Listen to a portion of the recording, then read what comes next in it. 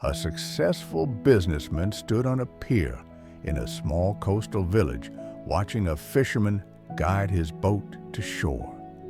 It was barely noon, yet the fisherman was already tying up for the day. The businessman, who hadn't taken a day off in 15 years, was baffled. "You're done already?" he called out. "It's not even lunchtime. Why don't you stay out longer and catch more fish?" The fisherman smiled as he unloaded his modest catch. "I have enough for my family's needs and a little extra to sell. Why would I need more?" The businessman stepped closer, his mind already calculating. "Listen, if you spent more time fishing, you could catch more, sell more, buy a bigger boat, then hire some men to work for you. Eventually, you could own a whole fleet."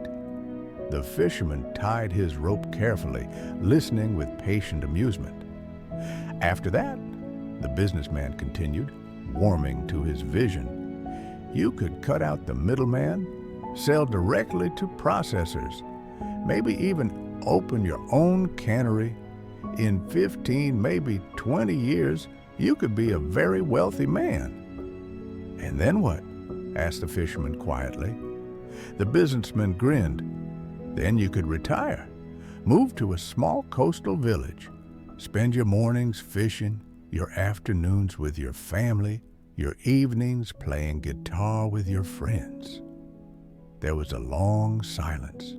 The fisherman looked at his small boat, then at the village behind him, then back at the businessman. Finally he spoke. "But that's exactly what I do now."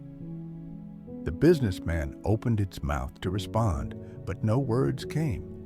He stood there, briefcase in hand, expensive watch gleaming in the sun, and suddenly felt like the poorest man on the pier.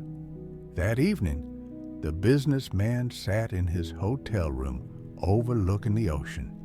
Through his window, he could see the fisherman on his porch, guitar in hand, surrounded by his children.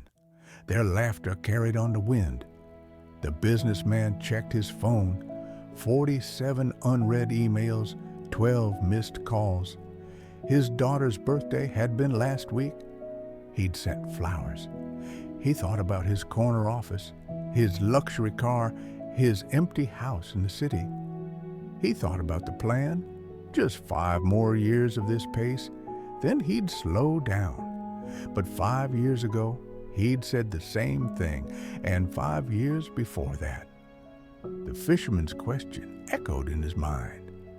And then what? The businessman had spent 20 years building a ladder to climb. The fisherman was already standing where the ladder led. He'd just taken a different path. Or rather, no path at all. He'd simply stayed where life was already good.